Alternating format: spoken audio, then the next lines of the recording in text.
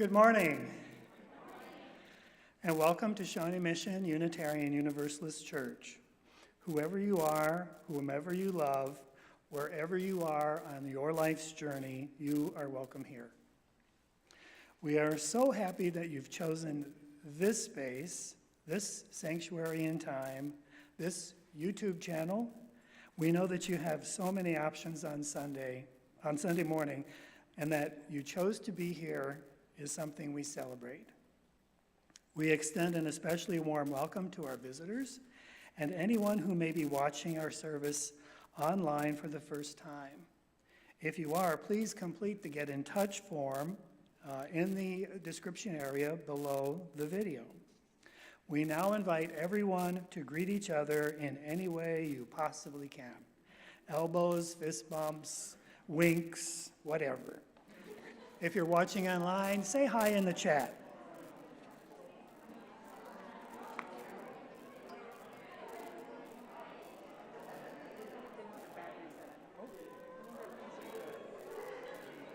They may be the ones from here because that's where it was. I got tired of just changing and not knowing, so I bought a battery tester. So up there, like, whatever, there's now a battery tester. So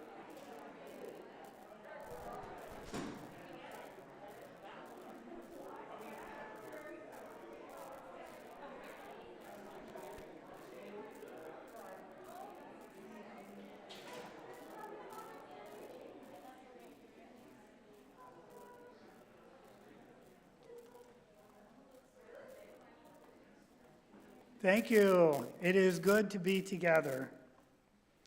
And now Reverend Rose has a few announcements.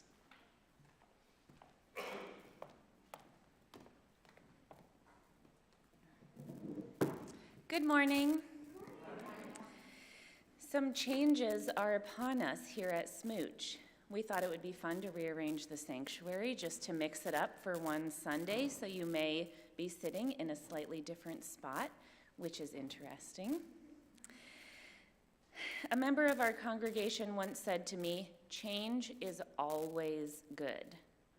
I thought that to be a very bold statement, but nonetheless, we are embracing this summer of leadership change that we have here at SMUUCh.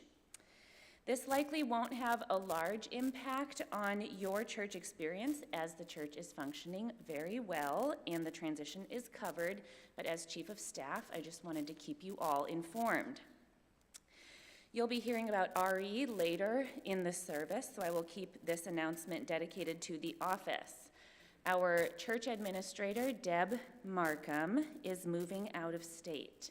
She has been our administrator for 17 years. She has been an excellent administrator, and in kind, she is leave-taking very well. This means that we have almost all of the office duties covered during the transition, and we'll be doing a search for a new administrator in the fall.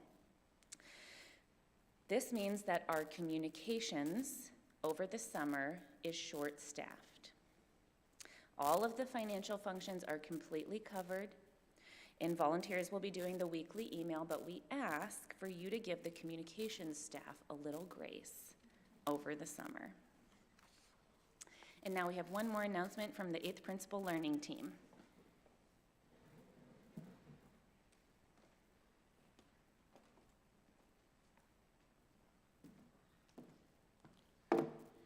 Good morning. The expanded 8th Principal Learning Team had a great first meeting last week, and we would like to thank everyone who joined us to ask questions, share your thoughts, personal journeys, and helped us begin brainstorming our future together. We would like to invite you and anyone else who is interested back next week to help us continue the work when we will meet again in the boardroom right after the service. We look forward to seeing you. Thanks.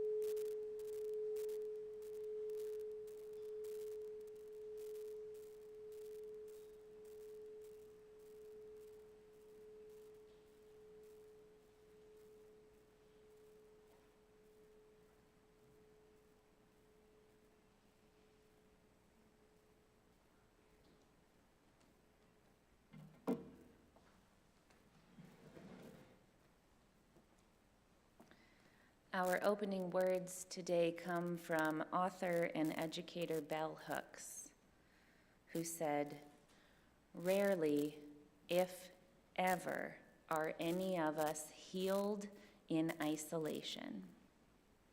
Healing is an act of communion." Come, let us worship. Please rise as you are willing and able for our opening hymn, 188, Come, Come, Whoever You Are. We are going to do this as a round, and I had a plan, but I'm leaning into change, and so we're going to mix it up. Raise your hand if you were born in the months of January, February, March, or April.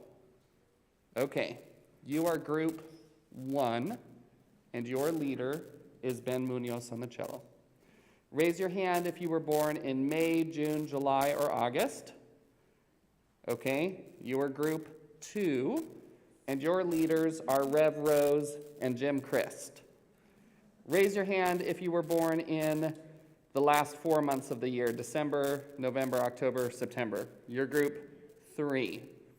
So here's how this is going to work. Cello Ben will get us started by playing it through once. We will sing it all together, everybody, twice, and then we'll break into the round, and I'll call out group 1, group 2, group 3, and we'll sing it twice in the round. All right, let's give it a go.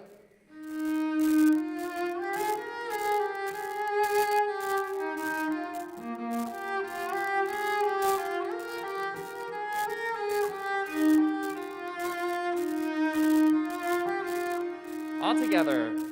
Come, come, whoever you are, wanderer, worshiper, lover of leaving, ours is no caravan of despair. Come yet again, come. All together again. Come, come, whoever you are, wanderer, worshiper, lover of leaving, ours is no caravan of despair. Come yet again, come. Group 1. Group 2. Group 3. Come, come, whoever you are, wanderer, worshiper, lover of leaving, ours is no caravan of despair. Come yet again, come. Come, come, whoever you are, wanderer, worshiper, lover of leaving, ours is no caravan of despair. Come yet again, come. Well done.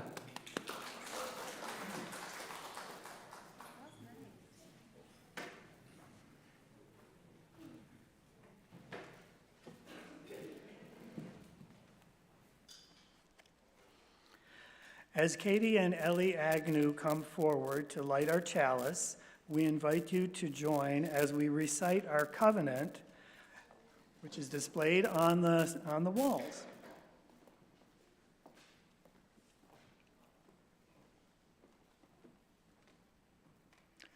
Let us affirm that love is the doctrine of this church, the quest for truth is its sacrament, and service is its prayer. To dwell together in peace, to seek knowledge and freedom, to serve humanity and fellowship, to the end that all souls shall grow into harmony with the divine. Thus do we covenant with one another.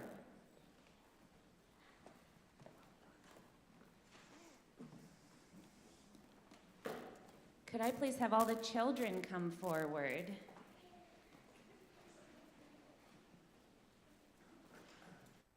Hi, everybody. Look how much space you have. So who here has ever had a dream? Yeah? Something that you wanted to be, like a dream about something that you wanted to do when you grew up? Who here has ever had that type of a dream? Well, today I want to tell you about somebody who had a huge dream. Her name was Harriet Tubman. Do you guys know who Harriet Tubman was? Yes. Today, as many people celebrate the holiday of Juneteenth, which is the holiday of emancipation from enslavement, I want to just lift up that it's possible for us to have dreams that aren't just for ourselves, but are for our community. So, for example, Harriet Tubman is revered by many of us because she not only worked so hard and risked so much for her dream, but that her dream was for the Black community in entirety in the United States. She cared deeply for justice, and she had a huge impact on the world. Now, each and every single one of us could have an impact that big on the world. We have so much power to change the world. So, do any of you want to share what your dream is? Do any of you have a dream for the community? What is your dream for the community? Anybody? What about something like everyone in your class doing well on a test? That could be a dream that you have for your community. Or that the children in your school who are bullied won't be bullied anymore. That would be a dream for your community. Well, today, everyone, is Miss Patrice's last day here at SMUUCh. She is going on to get her PhD in sustainability and to take a job as lead educator at Wyandotte County Lake and at the library. And as many people who are going on a journey, she has brought her backpack full of things to tell us about, to knock against things, to tell us about her journey. So here you go, Miss Patrice. Thank you, Rev Rose. Okay, first I want to share about my backpack, which has gone all the way to Cuba with me and back, and has gone on all of my camping trips and my 3-day hike solo in the mountains in Colorado. So it's been a lot of places with me and different journeys. So I'm going to start with a book. Thank you, Rev Rose. A congregant actually gave this to me. And what's cool about where I'm going to be the lead environmentalist, right, at Wyandotte County Lake. It has a library. And there's one of 2 in the whole United States that's a library and an environmental learning center. How cool is that? So all of our books are going to be based on like the environment. So if you ever need to do homework over geology, geography, whatever, come visit me.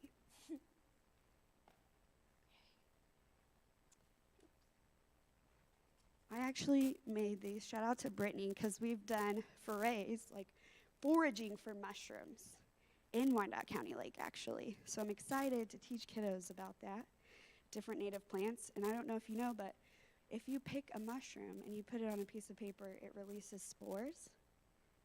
So this is from a teeny little mushroom, and this is from a big mushroom. I can't identify them because I'm not sure, but maybe Ms. Brittany would know. Okay.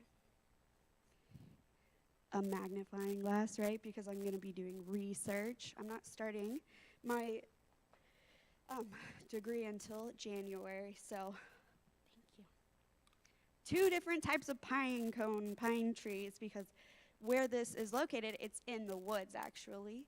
It's 1,500 acres of a lake, archery, what else is there? My environmental library, boating, all of this. And this is like the only real large natural area that we have in Wyandotte County. And I actually grew up there, so I'm excited to be able to help my community with environmental education. School, because you know, you gotta do that. Thank you. So this is, I'm gonna pretend like this is a snake egg, because I'm gonna be taking care of different snakes. And we always need to wear sunscreen, right? Because I'll be teaching outdoors. Everybody has to wear sunscreen. We gotta protect ourselves. I have pockets. Oh, okay. This is the last. Oh. Okay, well, there went my button. Okay, so I have, thank you, a little mouse, because I've got to feed these animals, right? Okay. And then this one's fun. I have a little froggy because we'll also have frogs there. And I think this is my last one. Well, actually, I wanted to show you this. Good luck, because Rev Rose gave me this, and I'm going to take this on my journey forever and always be able to remember you guys. So what do you all think is in here? Some marbles. Close. I was gonna say marbles. Marbles. Very close, very close. Some polished rocks. I think Ellie already knew the answer to that. I'm just kidding. Good job, Ellie. Yes, I have polished rocks here. I actually have. I know I shared about how much I love rocks before, so I wanted to bring everybody a rock so that they could take it home and take it with them. And Rev Rose actually is going to pass them out. Thank you.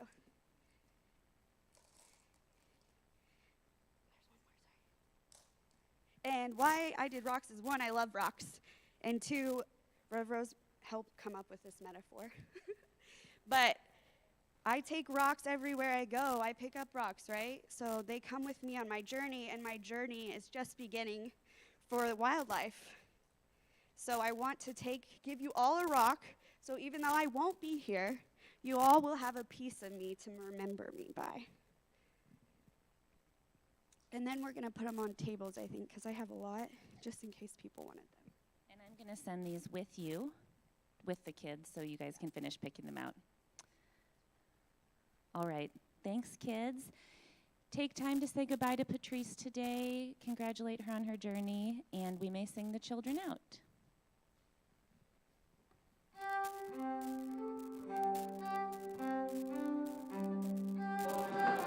Peace, go now in peace. May the spirit of love surround you everywhere, everywhere you may go.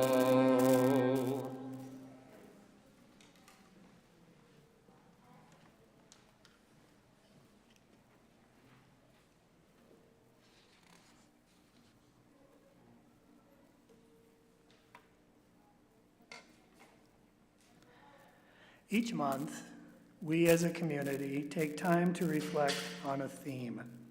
The children do this in their classes, and we do it here in worship and in our small groups. The theme for this month is celebrating blessings. Celebrating blessings.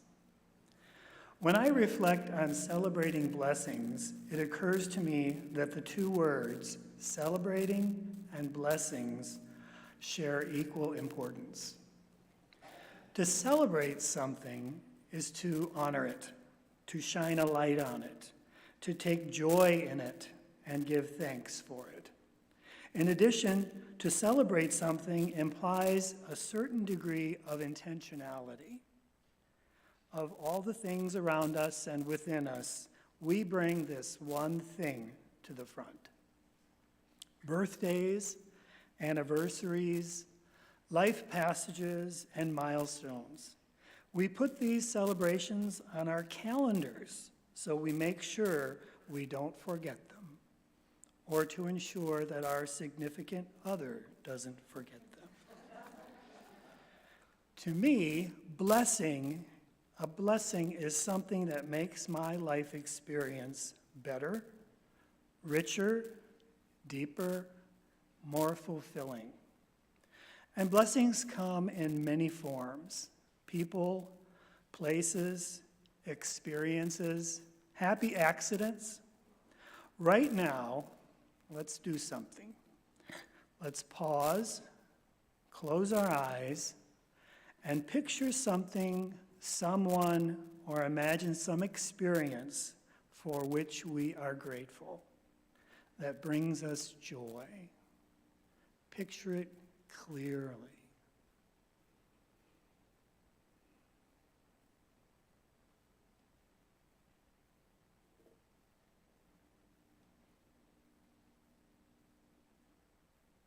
You may open your eyes.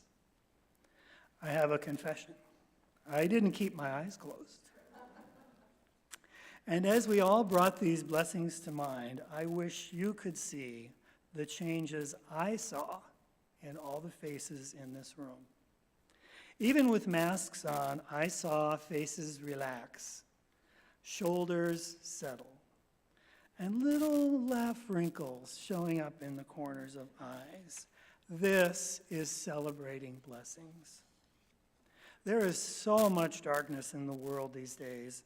War and violence and injustice and suffering, they seem to get all the attention. It's easy to forget to stop and with intent celebrate the blessings that surround us. Even with so many things around us suck, we need to celebrate our blessings. We must celebrate our blessings. We must put this celebrating on our calendars and make it happen. Make it a practice. Those of you here of a certain age may find the following words familiar. If you're worried and you can't sleep, just count your blessings instead of sheep, and you'll fall asleep counting your blessings.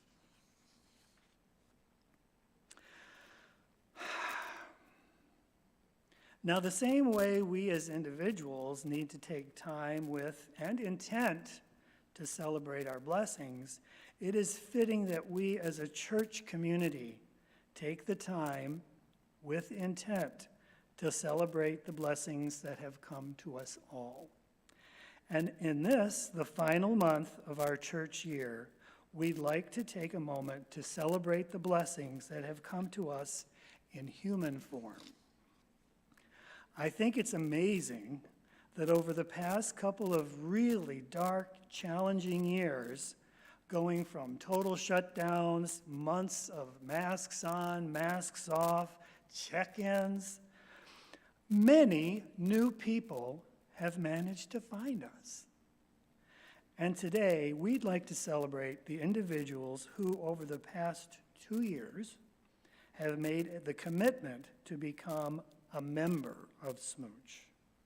Will the following people please come forward to the front of the sanctuary so we can celebrate you? As I call your name, please come forward.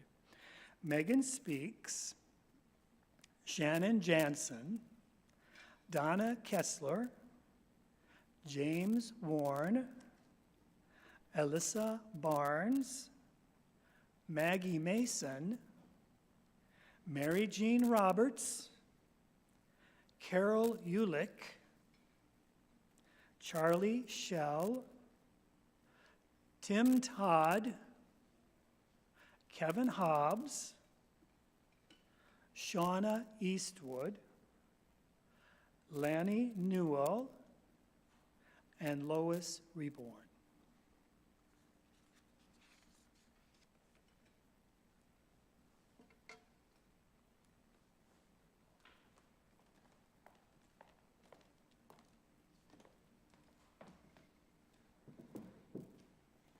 Congregation, I now invite you to participate in a spoken litany. I will tell you what I want you to say when I want you to say it.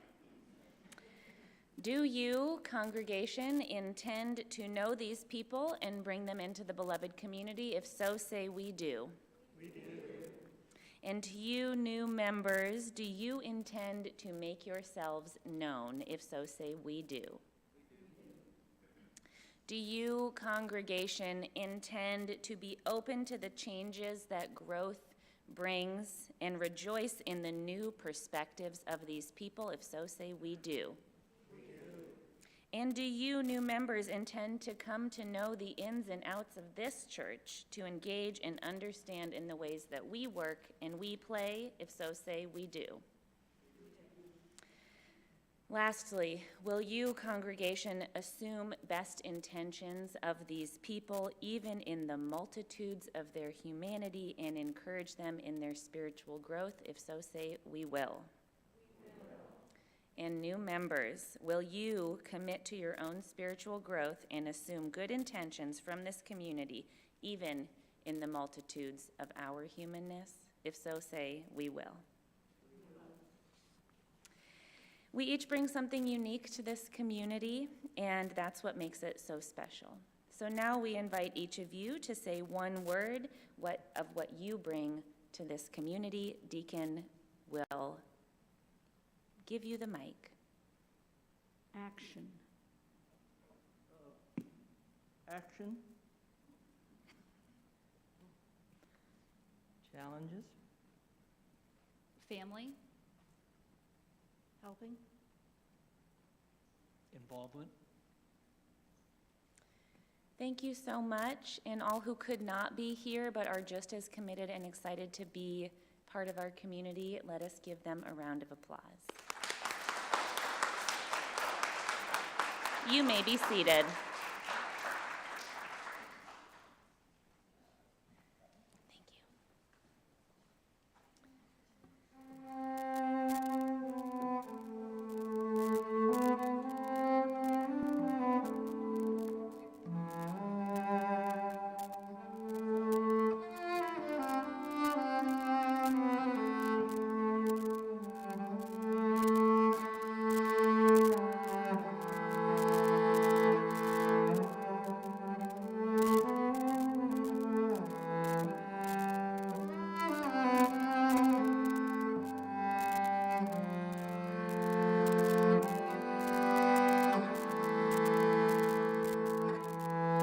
Thank you.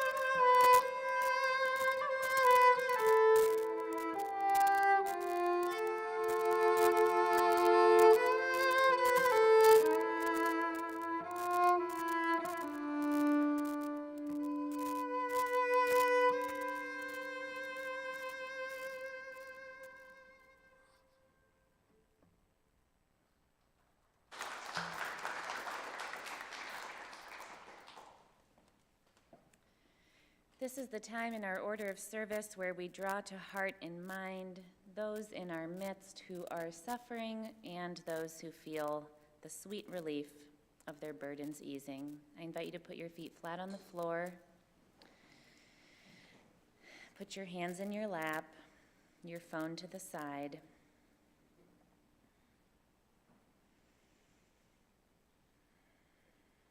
We give our love to those untangling themselves from relationships that no longer serve them.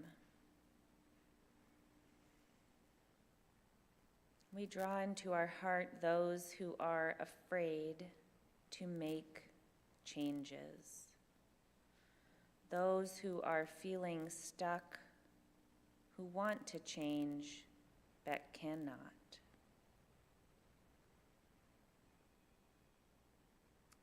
We think of those who refuse to change and those who feel no sense of agency in the world.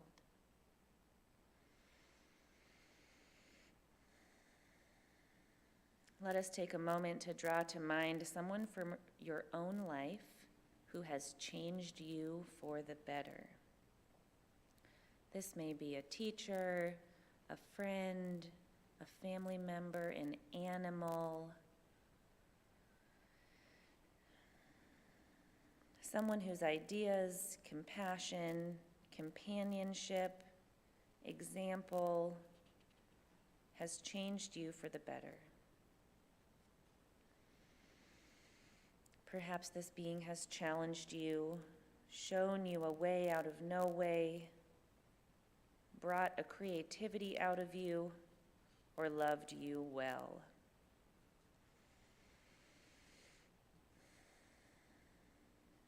We each have good reason to express gratitude, to count these people as blessings, and respect those who have lighted the flame within us.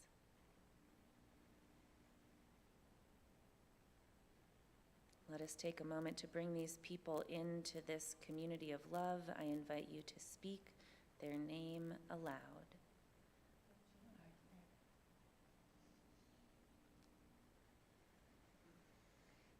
As always, we rejoice over the exquisite beauty in this world, as small or life-changing as each piece of beauty might be. You may open your eyes. I invite you now to come forward and briefly share in 2 to 3 sentences a rare joy or a profound sorrow and light a candle.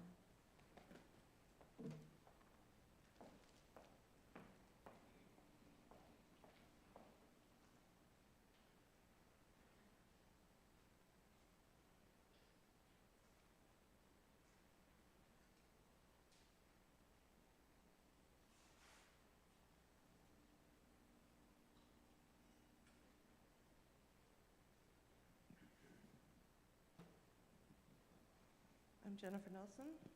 Is this on? Okay. I'm lighting 2 candles of joy today. One for my dad, who does not have leukemia. He just has a weirdly high white blood cell count. So that's a huge relief. And the second for Loy Gao and Melissa Thomas, who were married yesterday in a perfect ceremony here.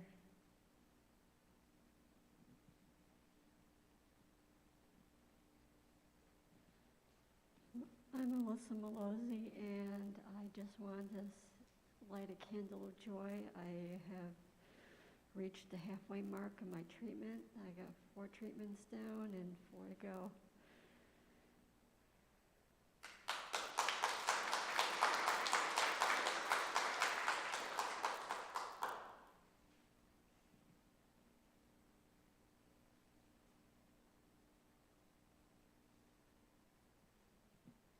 Good morning. I'm Betsy Edmonds.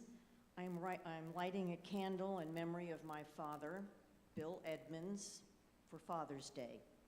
Thank you, Dad.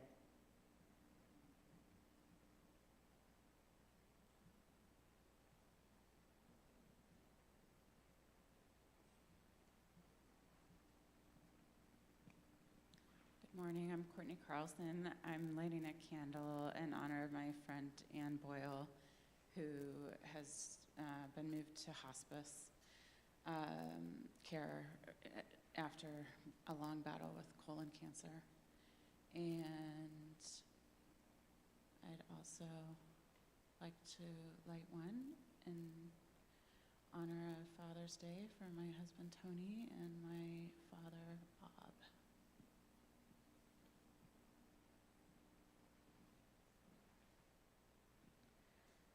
I light the remaining candles for all the joys and sorrows that remain unspoken in the silent sanctuaries of our hearts.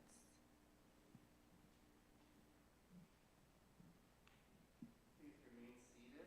Our meditative hymn, From You I Receive. We'll sing it twice.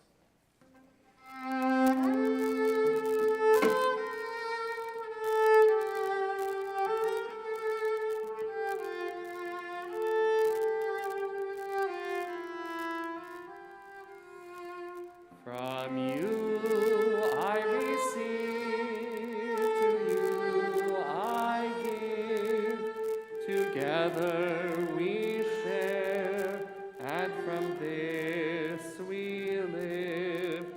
From you I receive, to you I give, together we share, and from this we live.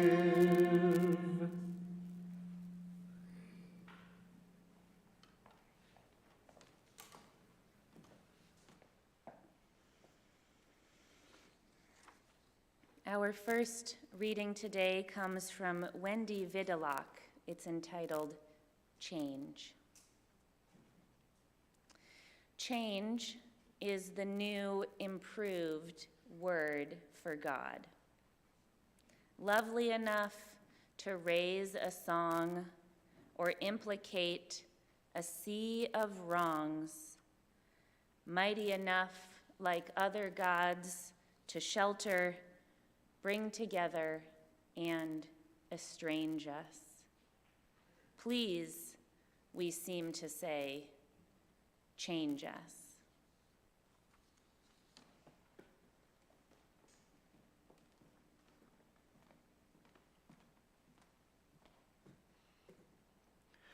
Our second reading comes from author and Earthseed theologian Octavia Butler. All that you touch, you change.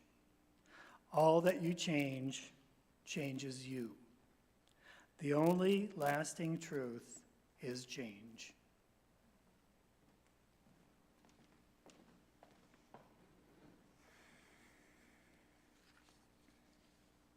"Who are you?"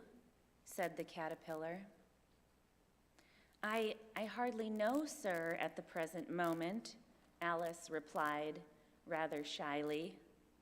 "At least I know who I was when I got up this morning, but I think I must have changed several times since then." This is an excerpt from Alice in Wonderland, a book in which a child finds herself tossed and tumbled in the weirdness of life, growing suddenly huge, then growing suddenly small, changing on her coming-of-age journey, which recalls us to our own adventures of gaining awareness of how the world works. I wonder if you were to imagine yourself at age 10, Alice's age, have you changed much since then? If you were to think of who you were at 25, have you changed much? At the age of 50? Since you were 75, have you changed much? Since your 90th birthday, how have you changed? Indeed, it is a fact of life that we must have changed several times since we woke up this morning. For each and every single wave that washes upon the mighty shoreline slowly, slowly does change the topography of the earth. And in the same vein, the slow passage of time, every experience, every interaction, even the quotidian moments on the way to church this morning have had a lasting effect on you, left you profoundly changed, whether or not you know it, because we are in constant relationship with all other beings and matter around us. And yet, somehow, we as a species really struggle with change. We can become very resistant, some would even say stubborn, especially when pressed to change. We can really dig our heels in. It may be for you that the times changing is very difficult, that new ideas seem far-fetched, the youth extravagant, or perhaps the changes that your family asks of you call you into defensiveness. Perhaps you just do not believe that things could change. This resistance to change does not make you a bad person. It speaks to the fact that our brains are hardwired to seek sameness. And will create familiarity, even when our hearts and our intelligent minds and our spirits are crying out for something new. Our brains will create familiarity. Even when we know, for example, that climate change is upon us. Even when we love our trans family member, we still struggle to make the changes that we need to make, to bike, to use they, them pronouns, to get involved. And maybe it's simply because we feel like, what is the use of our small effort? Because here's a thought.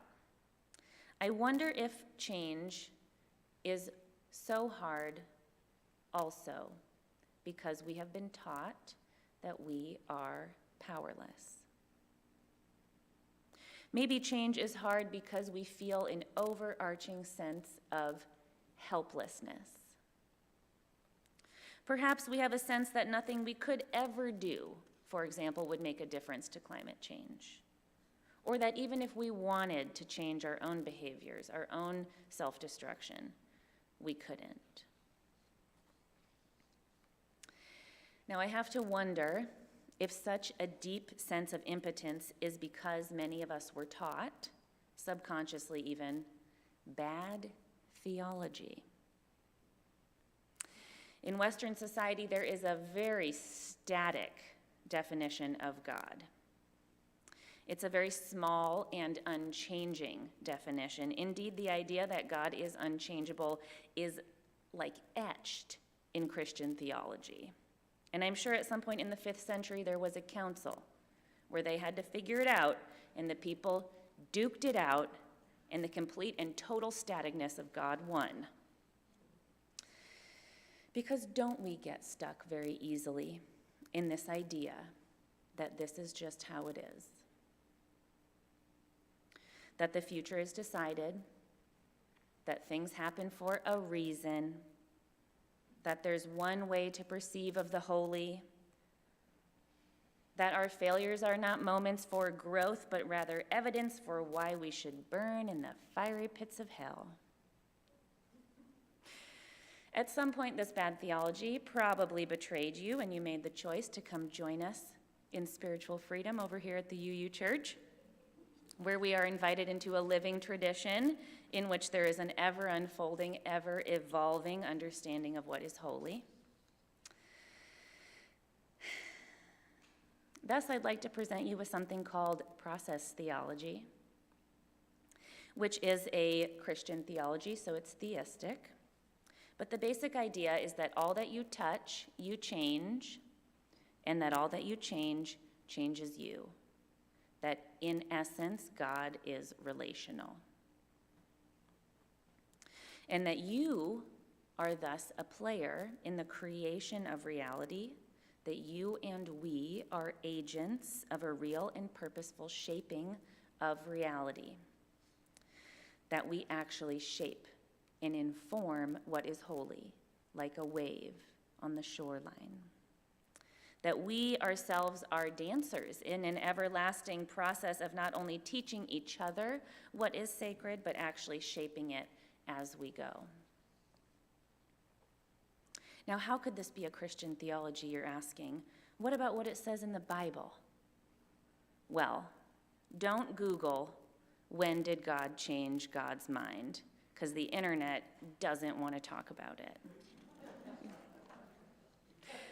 But let me give you one of so many examples of God's relationality in the Bible, an instance where God does change God's mind through relationship. And although there are examples of this across the entire book, this short biblical lesson I'm about to give you occurs in the book of Job, which you may remember as the one in which human suffering is explored. Are you all familiar with the book of Job? This is the book where God is forced to take a hard look at human suffering. But what I want to remind you and draw out about this story is that throughout the book, God is in conversation with another God, because it's a pantheon. Surprise.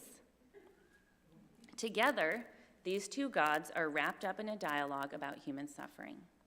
In the English translation, does anyone know who the other God is? It's Satan, yes. But if you go to the Hebrew, you will find that the name of this person is actually Hasatan, which translates simply to an adversary, someone who challenges, someone who pokes holes, someone who you might even call a devil's advocate, someone who is trying to shape the mind of God. Now, I tell you this because I'm saddened that so many people seem isolated and despondent in my own life. So many people seem spiritually helpless, and I wonder if we need a reminder that the future is not written, and that actually is an open-ended and alive creative space that we can access if we are rooted in our relational power.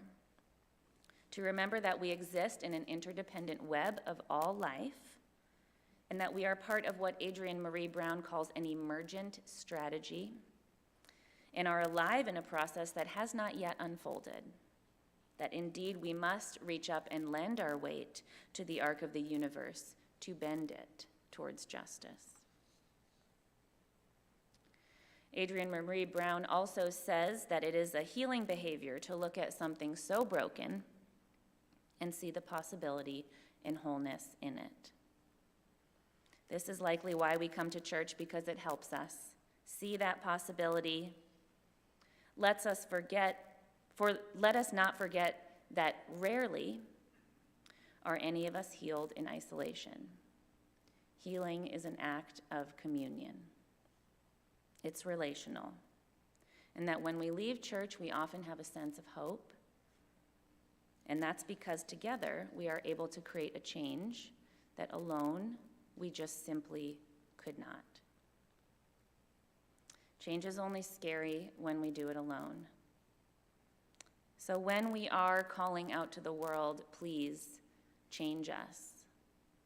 It is in that moment that we must turn outward or turn inward to our sources and our community to be reminded of the ever-changing nature of reality. And rather than cower and be tossed and tumbled in the weirdness of life, to instead sigh and say, curiouser and curiouser, how the waves wash over time away the mighty rock. We may not see the changes we want in our lifetimes, but this is a broken hallelujah. For the world will continue to evolve and grow in ways unknowable to us in our lifetimes.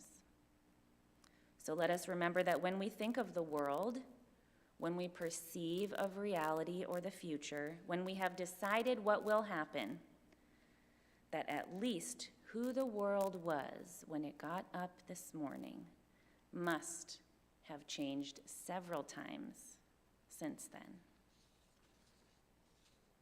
Thank you.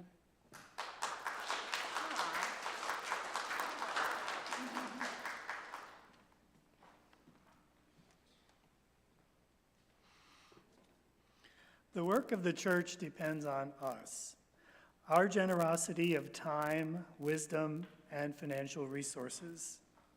We invite you to give generously to support the ongoing work of the church. The offering will now be given and received in grateful appreciation of our shared values.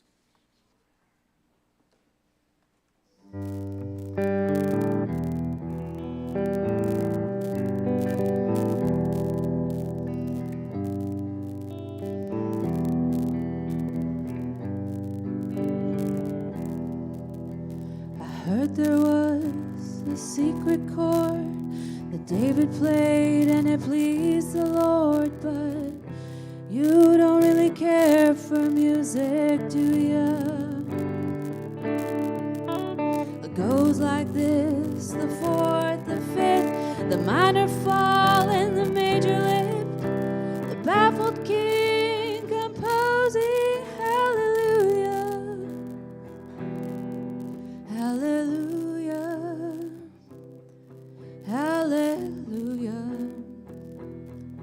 Hallelujah. Hallelujah.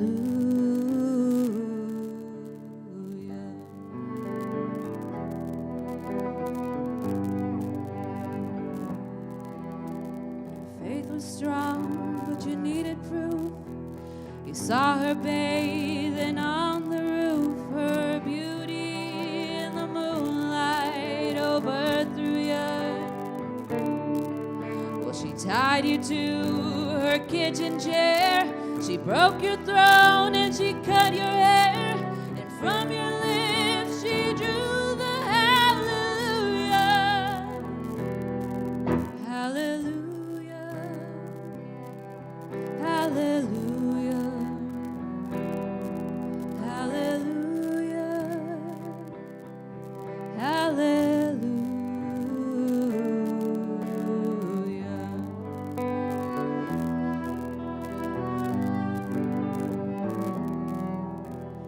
Baby, I've been here before.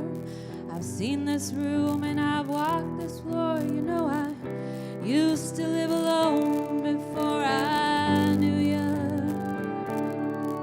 Well, I've seen your flag on the marble arch, and love is not a victory march.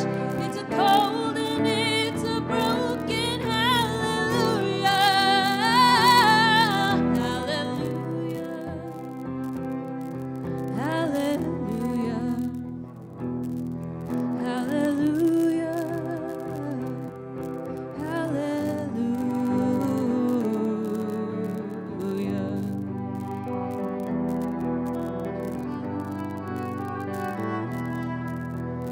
There was a time when you let me know what's really going on below, but now you never show it to me, do you? But remember when I moved in you, the holy dove was moving too, and every breath we drew was hallelujah. Hallelujah. Hallelujah. Hallelujah.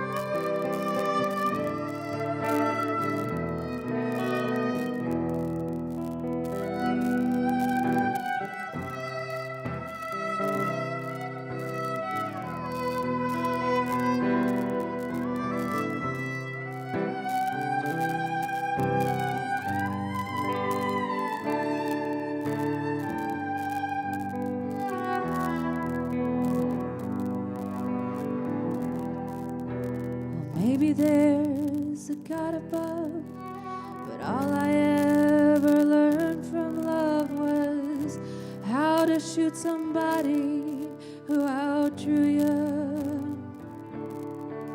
Well, it's not a cry you can hear at night. It's not somebody who's seen the light. It's a cold and it's a broken hallelujah. Hallelujah. Hallelujah. Hallelujah.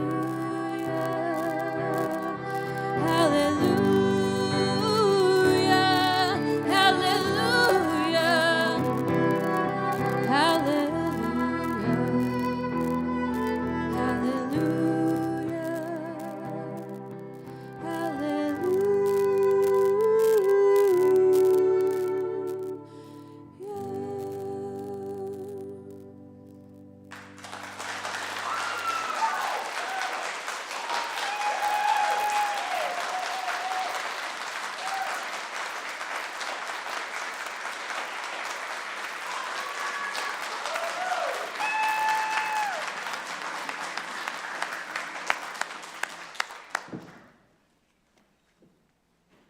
That was absolutely fantastic.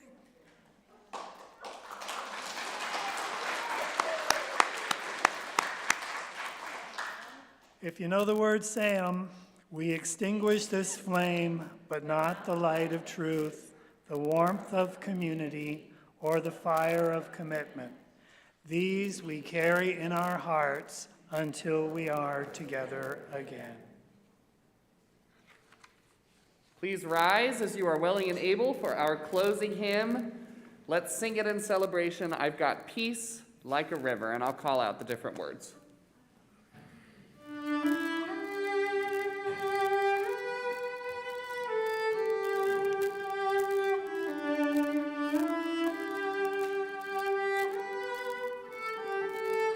I've got peace like a river. I've got peace like a river. I've got peace like a river. I've got peace like a river in my soul.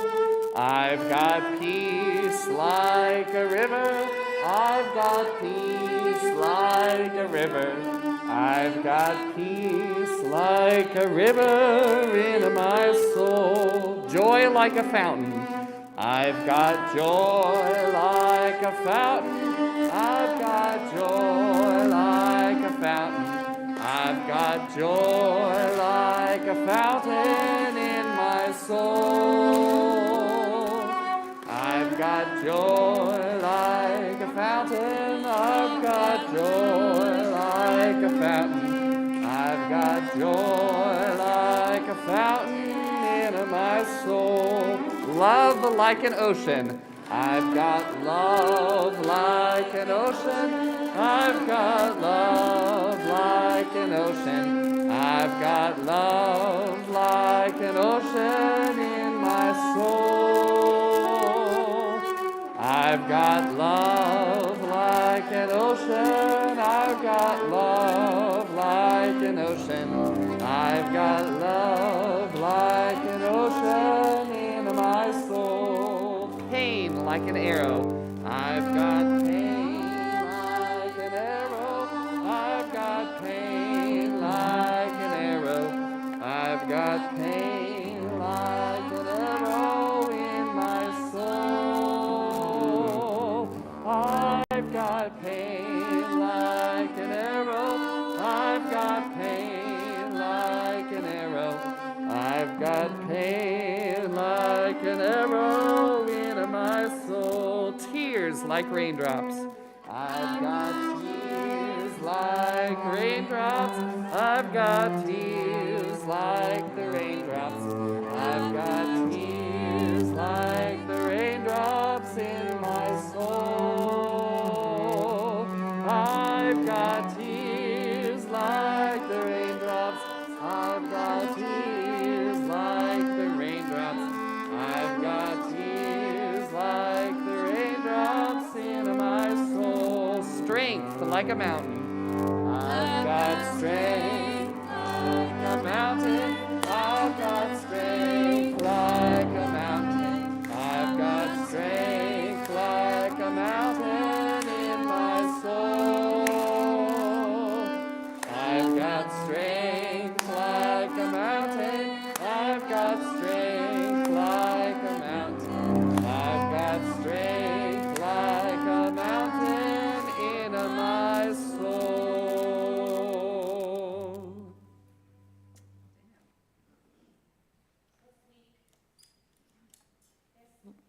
This week, I invite you to be looking for the ways that the things that you touch change you and how that in turn changes the world. Go in peace.